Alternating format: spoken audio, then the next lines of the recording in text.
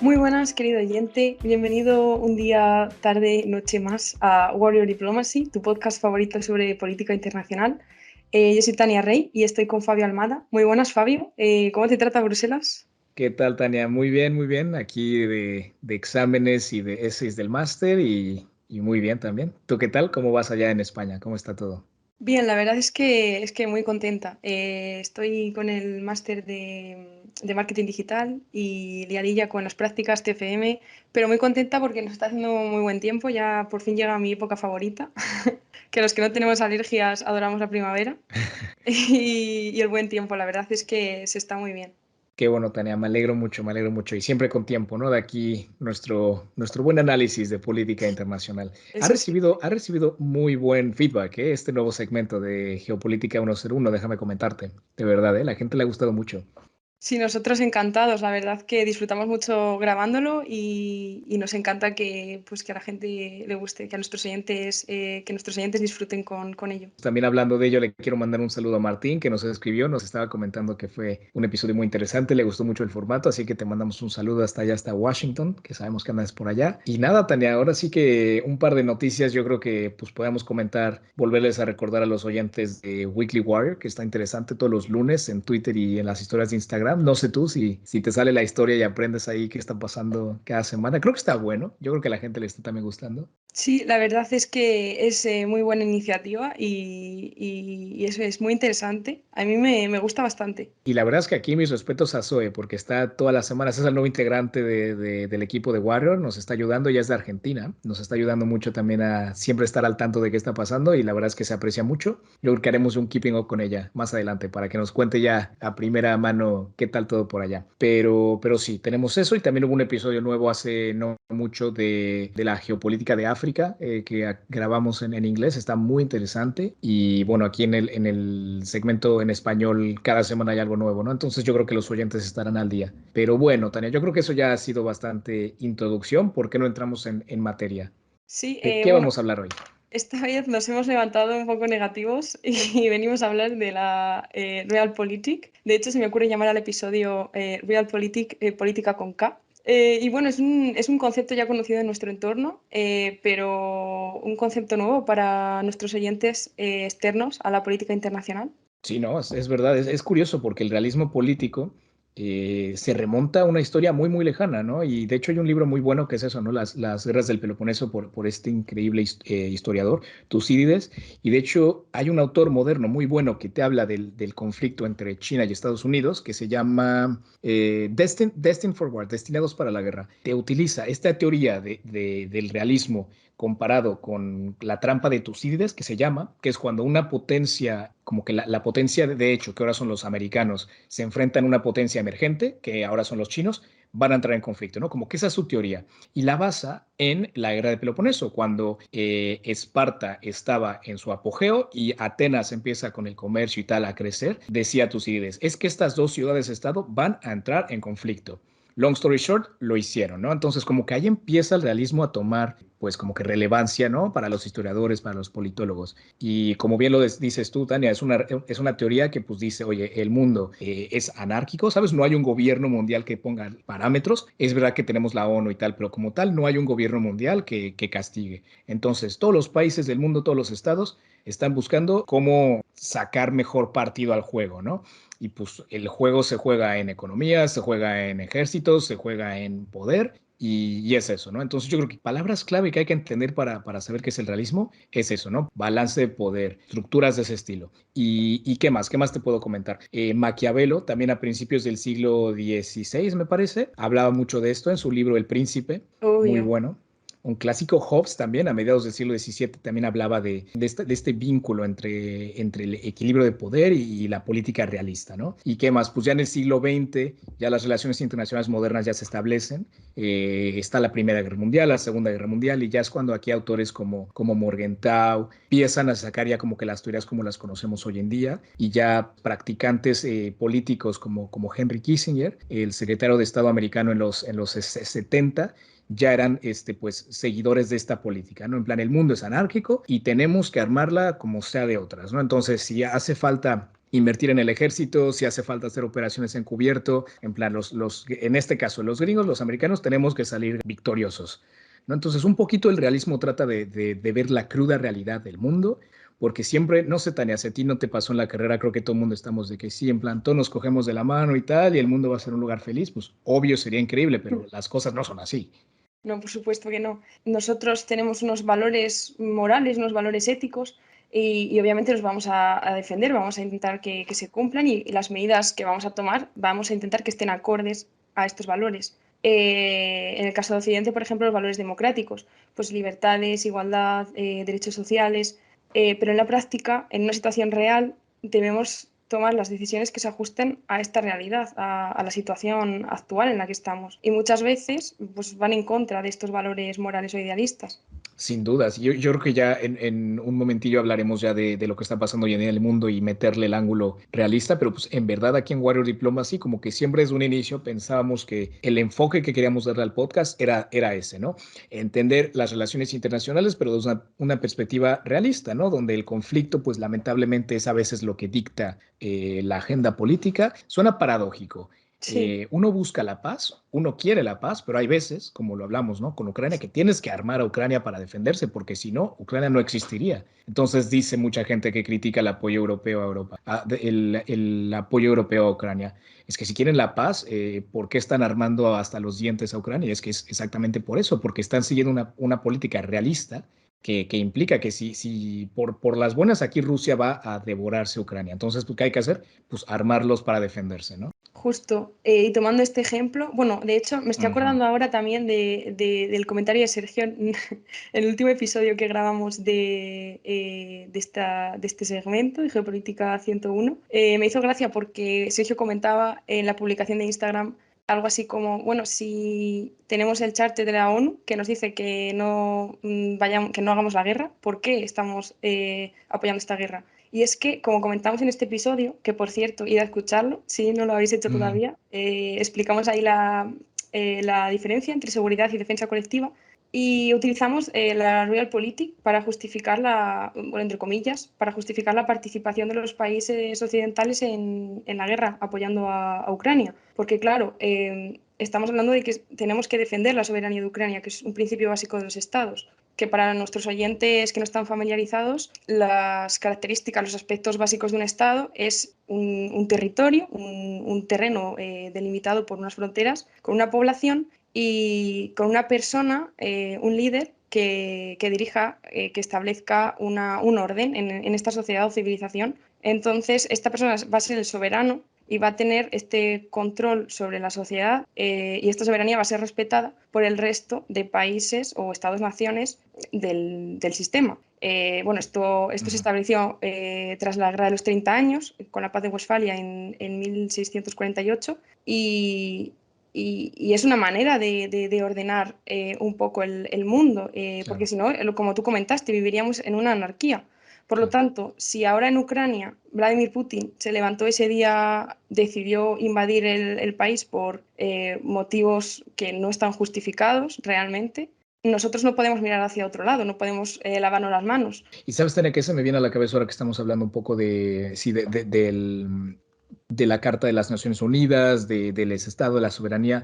Se me hace muy interesante, ¿no? Porque hay gente que te dice, vale, si eres realista, si tienes una perspectiva realista, ¿por qué apoyas a las instituciones internacionales, ¿no? Porque si decimos que el mundo es un lugar caótico donde no hay un gobierno, ¿por qué apoyas a las instituciones? Y de hecho hay distintas ramas del realismo, ¿no? Distintas maneras de verlo. Tienes, ya sabes, que autores un poco más radicales, menos. Y hay una muy interesante que se llama realismo estructural, me parece, structural realism, que te habla de ello, ¿no? O sea, los países del mundo y los estados siguen buscando siempre cómo juntar el mayor poder y asegurar su sobrevivencia, asegurar su soberanía y entrar en un sistema como la ONU, dice, vale, yo respetaré tu territorio porque tú respetarás el mío, ¿no? O sea, ahora sí que es, vale, yo no me meteré en tus asuntos porque no quiero que tú me metas en te metas en mis asuntos. Entonces yo creo que desde Claro. un ángulo realista la ONU y el sistema que conocemos internacional, pues más o menos se podría basar en eso, ¿no? Es una estructura, claro, ¿por qué? Porque como no hay un gobierno internacional que dicte las reglas del juego, como que se tienen que llegar a consensos para que, pues, imagínate eso, ¿vale? Si el mundo acepta que Rusia ahora agarre y termine con Ucrania, ¿qué va a parar a otro país? Imagínate, a, yo que sé, a China, a agarrarse en contra de Taiwán. O yo que sé, un caso muy, muy loco, porque no será el caso. Pero imagínate que Estados Unidos diga, vale, pues que los narcotraficantes y el fentanilo, no sé qué, pues invadimos México, ¿sabes? O sea, al final yo creo que también los países como que aceptan eso y es verdad lo que tú dices, que la raíz se lleva a la guerra de los 30 años, que es eso, ¿no? El principio de la soberanía. Siempre lo escuchamos, siempre lo escuchamos. Sí, es un básico de las relaciones internacionales. Y sí, como has comentado, existen muchas teorías diferentes, pues liberal, realista, el posmodernismo, constructivismo, Ujú. y muchas maneras de explicar la política internacional. Pero al final, Sí, a mí me parece muy interesante la teoría realista, sin porque duda. es la que al final, como bien dice la palabra, se ajusta a la realidad. O sea, Claro. tenemos que tomar medidas, obviamente, en función de nuestros valores, lo que defendamos, pero que se pueda llevar a la práctica. Y también yo siento, Tania, que no es necesario que todos los hosts o la gente que está aquí en Warrior como que tengan esa perspectiva, pero como para tener una manera de contar la historia de la misma manera, teníamos que decir, vale, pues el podcast más o menos así ve las relaciones. Y yo por lo menos sí siento que comparto cierta manera de pensar cuando yo pienso pues, en el panorama internacional con el realismo estructural, porque sí, yo, o sea, por más que te digo, yo me encantaría ver un mundo donde no haya conflicto, donde las cosas no se resuelvan así, pero hay una gran diferencia entre el mundo que quieres y el mundo que tienes. Y yo honestamente siento que hay veces, como lo estamos viendo ahora en Ucrania, que si Ucrania dejara las armas, Ucrania no existe, ¿no? Entonces es la paradoja de la paz. Y por eso yo me considero para ciertas cosas un realista, ¿no? Obviamente no al nivel de Henry Kissinger, claramente no, pero ahí. Claro, al final no tiene que ser blanco o negro, obviamente. Depende pues el contexto, la situación en la que nos encontremos y la importancia y la gravedad del asunto. Pero hay una teoría también interesante sobre el realismo, es que es el realismo periférico, Sí, sí, que sí. bueno, me la comentaste tú y me parece muy interesante porque determina que las medidas políticas morales son las que reducen los costos y los riesgos y maximizan los beneficios. Pero estas decisiones políticas van a estar coaccionadas o van a depender de estados más desarrollados. Así es. Y fíjate, eso yo lo aprendí cuando hice mi intercambio en Argentina, porque en una de mis primeras clases de política exterior latinoamericana nos decían, vale, el realismo, ¿cómo se podría reproducir en América Latina? Y yo, pues, honestamente decía, pues, ¿cómo? Si América Latina es un lugar, pues, obviamente sin el mismo nivel de poder militar, económico, internacional que tienen los países fuertes, ¿no? Bueno, no fuertes, pero los países desarrollados en esos aspectos. Y me decía el profesor, pues, mira, hay algo que se llama el realismo periférico, que es entender que tienes los países más fuertes, ¿no? Como que las grandes potencias, las potencias medias y las potencias, bueno, no, los países más pequeños. Entonces, un Estado tiene que entender en dónde está en este panorama y cómo jugarle, ¿no? Y nos decíamos, vale, estamos en el continente americano, el Estado más fuerte, tanto en término político, económico y militar, son los Estados Unidos. ¿Cómo puedes jugarle? Entendiendo que hay esa diferencia de poder. Y pues Claro. eso, países como México, países como Argentina, pues tienen que hacer sus cálculos alrededor de eso. Tampoco quiero yo depender al 100% de Estados Unidos. Entonces, jugando un poquito a favor de China, yo también puedo ganarle un poco a los americanos y viceversa, ¿no? Y es muy difícil porque jugar en medio no es fácil, pero pues tampoco puedes como un país latinoamericano aliarte, antagonizarte 100% contra los americanos. Pues Cuba, habrá gente que dice que Cuba es magnífico, pero pues yo que de primera mano sé qué está pasando allá, digo, pues tampoco está tan padre, digo.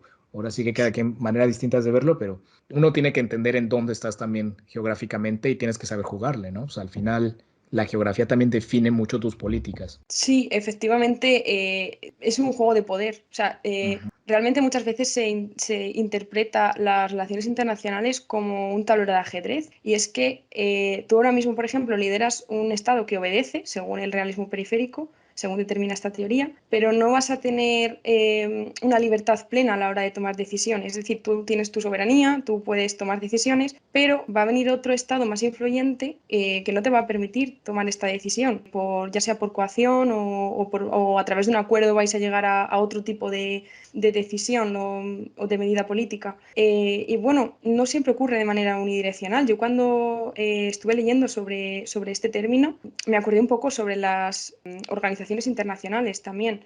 Mm, Por ejemplo, ya no es a nivel unidireccional, como he comentado, un Estado con otro, sino entre todos los Estados que forman el sistema. Por ejemplo, cuando se toman medidas en el FMI, el Fondo Monetario Internacional, o bien en la OMS o en el BCE, el Banco Central Europeo, las medidas que se toman en este sistema realmente están influidas por determinados países y son las que nos van a afectar a todos los ciudadanos. Entonces, la motivación de estos países al tomar estas medidas va a ser realmente altruista. Por ejemplo, ¿va a preocuparse el país realmente por el planeta o es más bien individualista? Es decir, ¿va a buscar que beneficie a su propio país? Es que es la pregunta del millón. claro. Está interesante, Tania. Y algo que se me ocurre con lo que acabas de decir es verdad que cuando uno estudia las cosas desde una perspectiva realista, estas como macro teorías de las relaciones internacionales, los actores son los estados. Y yo siento que ahora, hoy en día, los estados no son los que tienen el poder, el monopolio del poder, por así decirlo. Las corporaciones internacionales ya tienen muchísimo poder. Y es verdad que luego la sociedad civil también es un factor, es un actor que juega un factor importante en la toma de decisiones nacional e internacional. Entonces, es verdad que el realismo se puede replicar y se puede comentar, pero ya conforme avanza el mundo, o sea, es una teoría que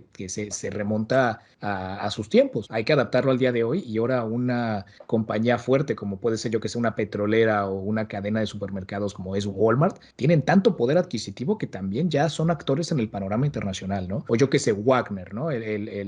Sí. Los mercenarios rusos, pues también ya es un factor que cambia cómo se desarrolla el conflicto. Entonces, no es solamente los países hoy en día. Y eso es algo también que está interesante. Al final es un concepto geopolítico, el realismo, pero que lo podemos aplicar perfectamente en Sí. la sociedad del día a día. Por ejemplo, con los avances tecnológicos, la sociedad avanza a la velocidad de la luz gracias a la tecnología, que realmente es positivo, pero es un poco la pescadilla que se muerde la cola, ¿no? Aparece un avance tecnológico que nos permite desarrollar una nueva tecnología más rápido y así sucesivamente. Pero para el carro un poco, porque es estupendo, pero hay que tener en cuenta también los aspectos negativos. Siempre va a haber Claro. personas que utilicen estos vacíos legales para hacer el mal, porque estos avances suceden tan rápido que no da tiempo a ser regulados. Es decir, de repente aparece ChatGPT, que pum, Ujú, ahora sí, está sí. en boca de todos, y es, bueno, es una inteligencia artificial que prácticamente te soluciona todos los problemas. Te permite pues, crear contenido, pues, canciones, historias. Pero ¿qué pasa con, por ejemplo, la protección de datos, con los derechos de autor? Mira, de hecho, he leído hace poco que para 2025 la Unión Europea plantea establecer una serie de medidas para proteger a los usuarios de las vulnerabilidades que pueden aparecer, ¿no? Con Ujú. esta continua digitalización, sobre todo en relación con la protección de datos. Pero claro, estamos hablando de aquí a casi 2 años, a 2025. Sí, a ver cómo cambian las cosas. Claro, entonces, bueno, pues al final son medidas que tenemos que tomar, decisiones que tenemos que tomar ajustándonos un poco a la situación actual. Sí, no, y ya también volviendo a tocar el tema de gobierno y tal, pues un gobierno realista ve estos, como por así decirlo, amenazas, ¿no? Vale, la descentralización de dinero, que hablaremos en un segundito de la economía, ¿no? Y todo eso, pero la descentralización de eso, de la inteligencia artificial, los datos, tal, pues un gobierno realista agarra y dice, no, no, no, hay que regular esto y hay que mantener que seamos los legisladores los que tengamos el control de esto, pero avanza tan rápido y de manera tan exponencial la tecnología que siempre está detrás el gobierno, ¿no? Y sí, sí, sí, inteligencia artificial y ChatGPT, un tema a tocar en Warrior, ¿eh? No quiero hacer spoiler, pero tenemos una idea muy interesante, ya lo iremos viendo en el futuro. Pero bueno, eso, Tania, tocando la economía, tocando las finanzas, ¿cómo ves el realismo? ¿Cómo entran en ese campo? Pues ahora estamos todos como locos con, por ejemplo, la subida de precios. ¿Qué decisiones tomamos para no entorpecer mucho a un sector, para no molestar a otro sector que va a salir perjudicado con esta medida u otra? Bueno, ahora con la aparición de las criptomonedas, con la caída de Silicon Valley Bank, la desconfianza en los bancos centralizados, pues por ejemplo los usuarios descubren Bitcoin, un sistema de criptomonedas descentralizado, invierten su dinero. ¿Hasta qué punto, por ejemplo, Ujú. es positivo esto o sea, nos va a beneficiar depositar el dinero en un sistema no regulado? Es un poco la pregunta también trampa. Claro. No, pues yo creo que es tanto como positivo como negativo, según desde qué ángulo lo veas, depende de tú qué actor eres, dónde juegas. O sea, pues Claro. si ahora eres un inversor y tal, te gusta el anonimato, pues yo qué sé, también tienes sketch business, pues genial, viene increíble, ¿no? También lo que es el blockchain como para registrar datos, asegurarte, yo qué sé, en plan que todos los elementos de una cadena de pagos estén ahí de una manera pues público slash privado, está genial. Pero hombre, si eres un banco central que también quieres tú tener pues, ese monopolio de la distribución del dinero, tal, pues ahí ya es cuando dices, hombre, si lo veo desde una perspectiva realista, en plan el poder lo tengo que mantener yo. Entonces no puedes dar paso a que otros actores tengan tanto margen de juego, ¿no? No sé, así lo veo yo. Ojalá yo entender más todas estas nuevas finanzas y fintech, te lo juro. Por Sí, más que a mí se me lo escapa intento, también. sí. Y al final somos politólogos, somos de gobernanza, no tanto de finanzas, ¿no? Y esto fíjate que yo lo hablo mucho porque yo al estudiar política económica internacional no es lo mismo que finanzas. O sea, la gente cree que economía, finanzas, tal, todo es lo mismo y son ramas que obviamente tocan temas similares, pero se mueven en mundos muy separados. Y no soy de finanzas y los cripto bros y toda la cultura financiera es que no me gusta, de verdad. Aprecio mucho mi vida como para meterme en un mundo así. No, realmente es eso, no podemos controlar de todo, sobre todo en las relaciones internacionales Ujú. es un abanico muy amplio, de verdad que es muy amplio Sí. y es difícil, no podemos controlar sobre todos los temas, pero bueno, Pero lo intentamos, lo sí, sí, intentamos. sí, sí, Aquí en eso es Warrior importante. intentamos, digo, de todo lo que hablamos, pues investigarle y con nuestra humildad, sabiendo que no somos expertos, platicarlo con nuestros oyentes. Y Tania, ¿tú crees que en un futuro se hablará, uy, la teoría Warrior de las relaciones internacionales? ¿Cuál sería? ¿Cuál sería? ¿Cómo ves tú la línea editorial de Warrior? Porque sí es un poco realista, lo hemos ya platicado, pero Sí. tampoco extremo así radical. ¿Cómo tú describirías a lo mejor el ángulo, tú que llevabas escuchando el podcast ya desde hace tiempo, luego ya fuiste parte del equipo? ¿Cómo tú lo describirías de grosso modo el ángulo de Warrior? Es una pregunta un poco marrón para mí, la verdad. Está curioso, pero tú solamente quiero saberlo de verdad, ¿tú cómo lo describirías? Porque yo creo que cada quien lo describiría de una manera distinta. Primero te escucho a ti, luego te digo ya a ver yo cómo lo veo. Pues bueno, por estos años lo que he escuchado y también bueno, mi participación en el podcast, yo lo veo obviamente realista, pero sí nos gusta mucho tratar los temas pues, de manera positiva. Es Ujú. decir, no nos vamos a volcar sobre todo en la negatividad, el que el realismo realmente es bastante Es crudo, negativo. sí, es crudo. Sí, Sí. nos gusta aportar un poco de positivismo a nuestros oyentes, que tampoco queremos eso, que realmente en las noticias estamos escuchando continuamente, pues eso, asuntos, bueno, temas negativos. También está bien un poco de positividad, de positivismo. Así que yo creo que lo describiría así, un realismo Ok, positivo, realismo mira, más que, idealista. ok, ¿sabes qué? Pues mira, te respondo porque creo que estás exactamente con lo que iba a decir yo, que de hecho Nico, el otro host de español, cuando él entró al podcast porque hicimos una vacante en LinkedIn, tal, hicimos con él una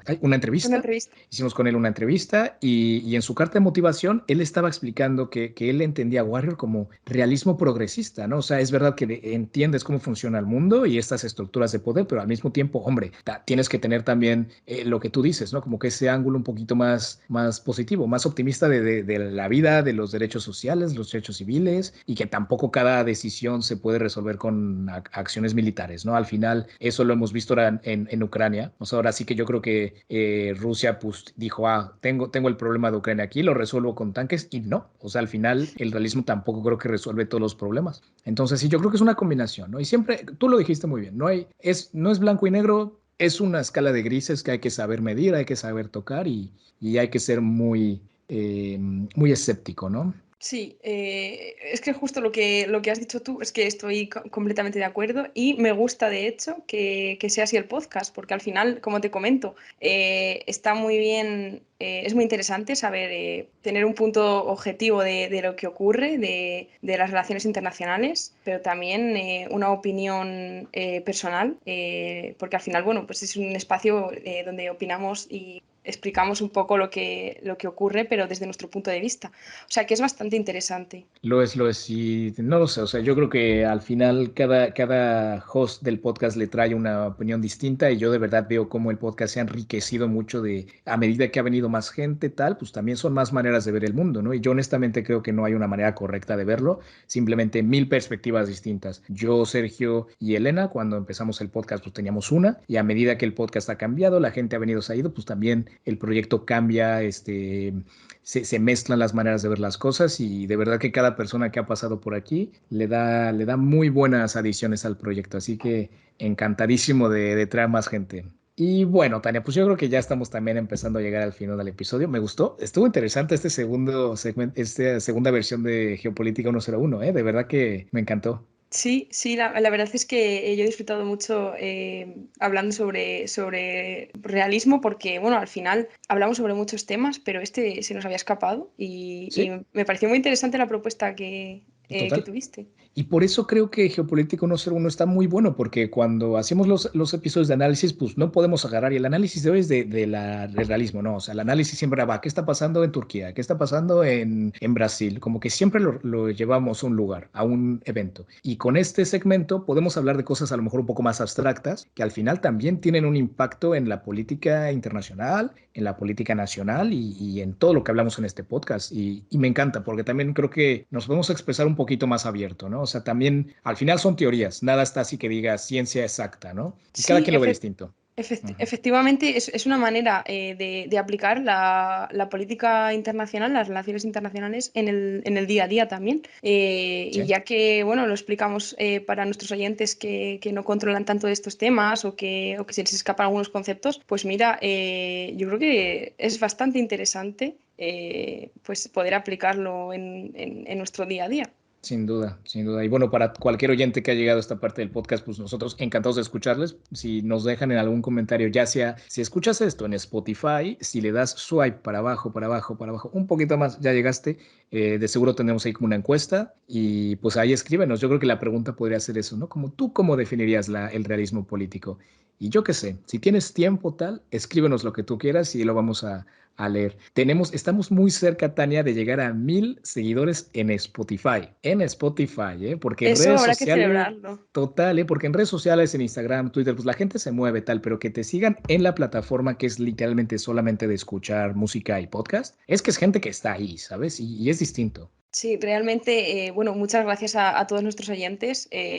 Nos encanta que os guste el podcast, nos gusta gustar, para Total, que nos vamos a total. engañar. No, y si le pueden dar también ahí seguir a la cuenta en Spotify, si le dan a la campanita para que les salgan las notificaciones o las estrellas, las valoraciones, se lo agradeceríamos muchísimo porque al final también con eso nos podemos dar cuenta también si a la gente le gusta, si no. De verdad que el feedback de la gente es lo que hace este proyecto tan a la medida, ¿no? De qué es lo que quieren escuchar.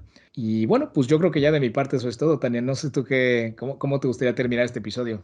No, efectivamente, como has comentado, agradecemos mucho el feedback porque eso nos hace mejorar y saber un poco los intereses de los oyentes. Así que, bueno, pues muchas gracias a todos por escucharnos una vez más y nada, pues nos veremos en el siguiente episodio.